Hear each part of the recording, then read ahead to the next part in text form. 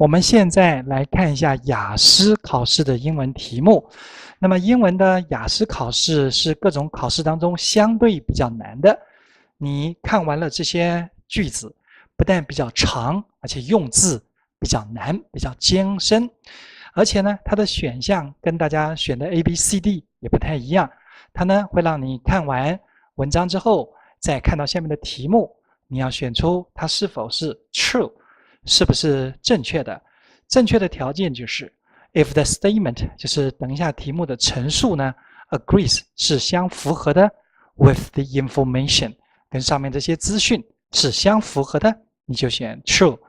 相对的 false 是错误的，就是说 if the statement 如果等一下的题目呢 contradicts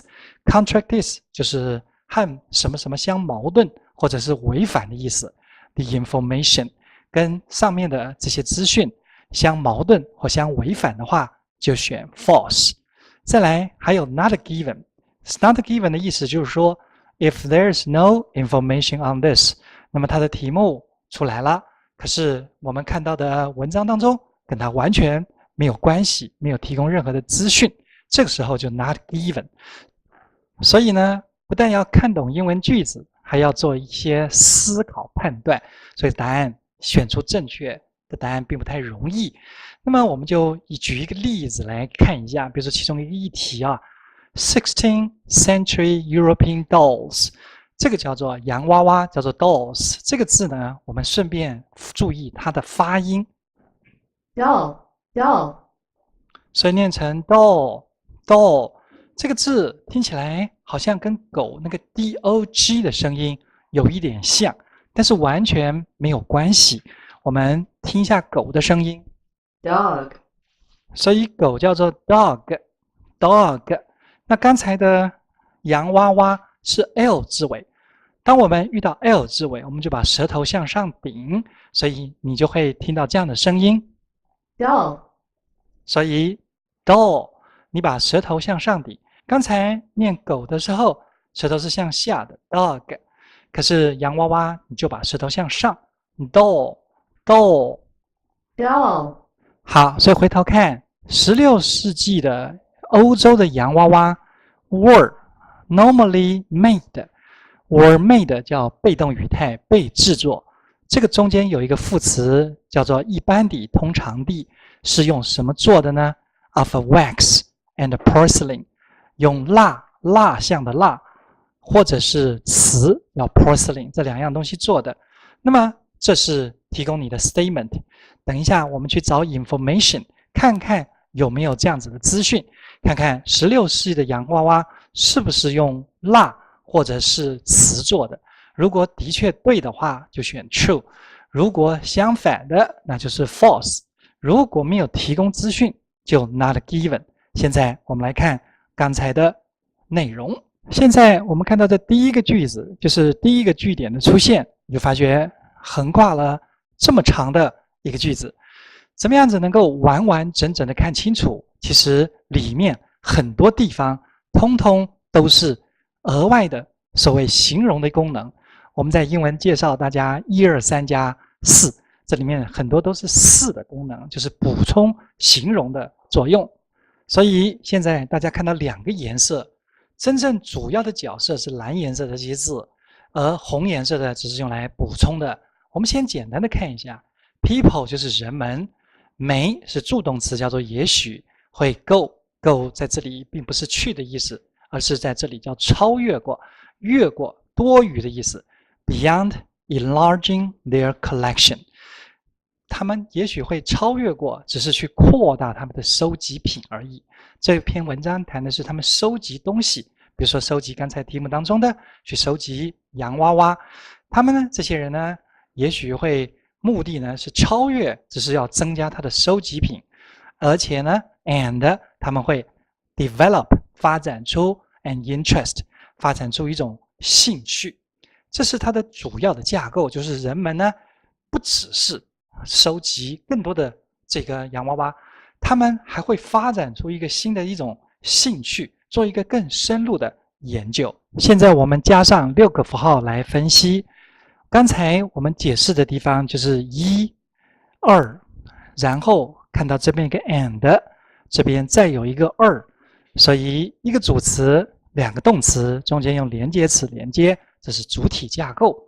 现在我们就看最前面叫 similarly， 这是一个副词，重要的副词，相同的。人们，什么样的人呢？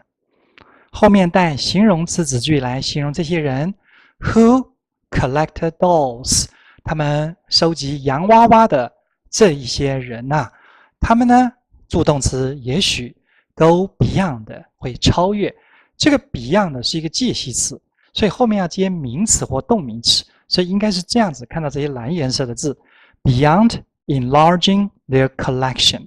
超越过只是去加大增加他们的收集品而已。这中间再来一个无所不在的副词 simply， 只是他们不只是增加他们的收集品而已，而且呢 and 他们还会 develop 发展出 an interest 一种兴趣。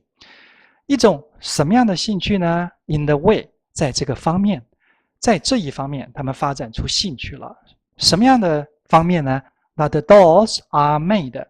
就是洋娃娃被制作的这个方面他们也很有兴趣。 or 或者是 the materials， 或者是 in the materials， 对于这个材料他们也有兴趣。这个 in 共用，所以第一个是对于洋娃娃制作的方式，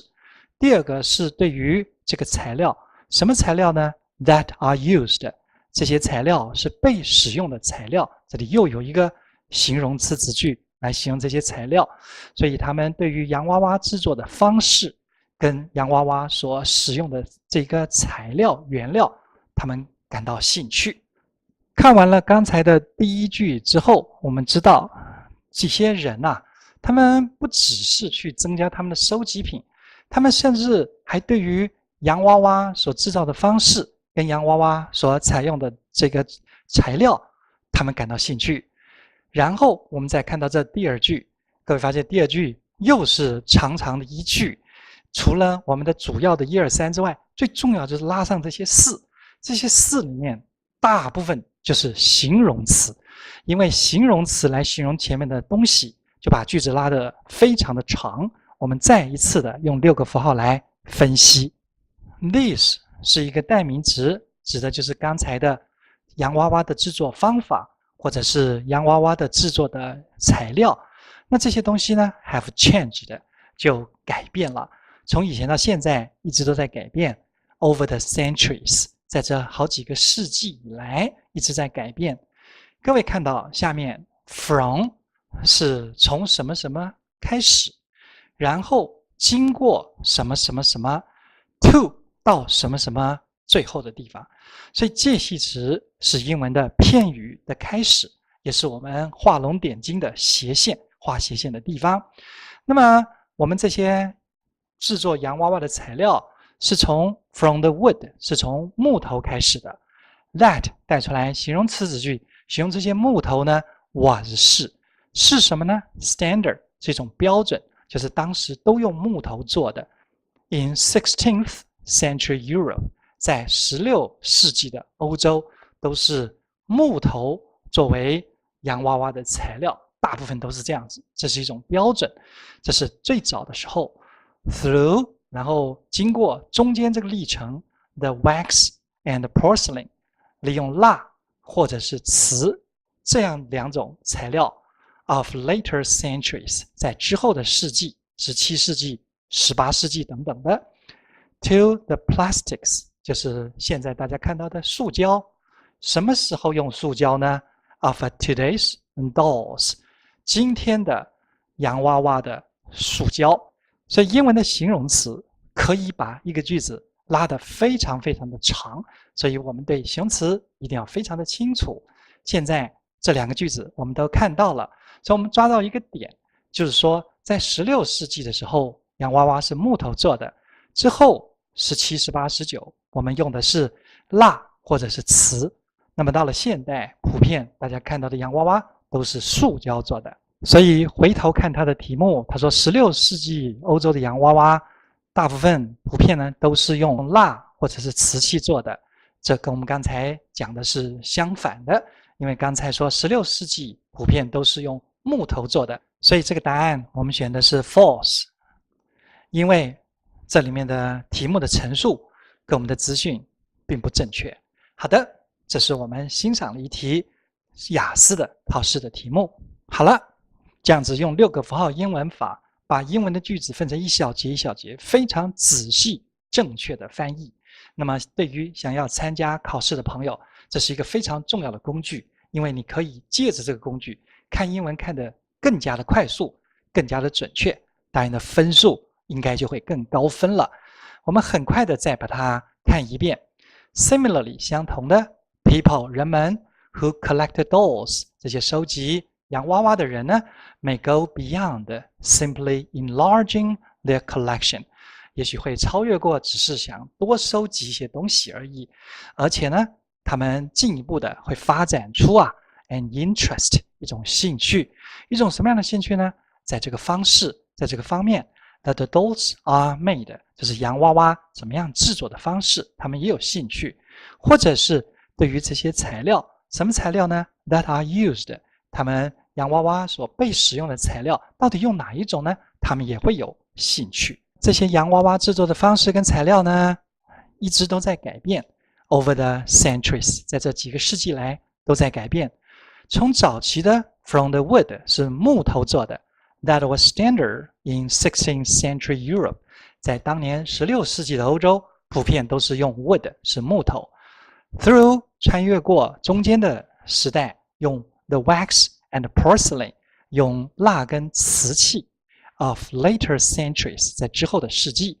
to 又进到现代 to the plastics of today's dolls 到今天洋娃娃普遍用的塑胶的材质。好的，对于程度已经不错的朋友，您可能现在正在准备雅思、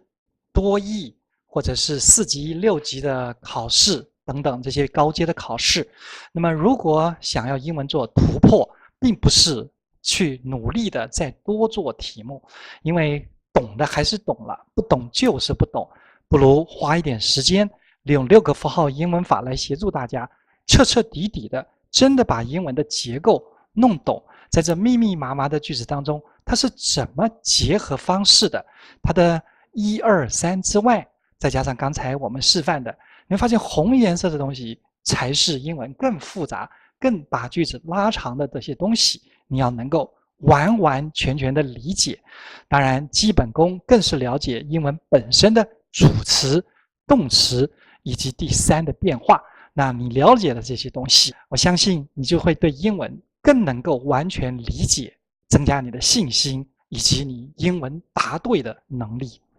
其实6个符号英文法就是注入大家的脑海之中一种文法、语法的思考，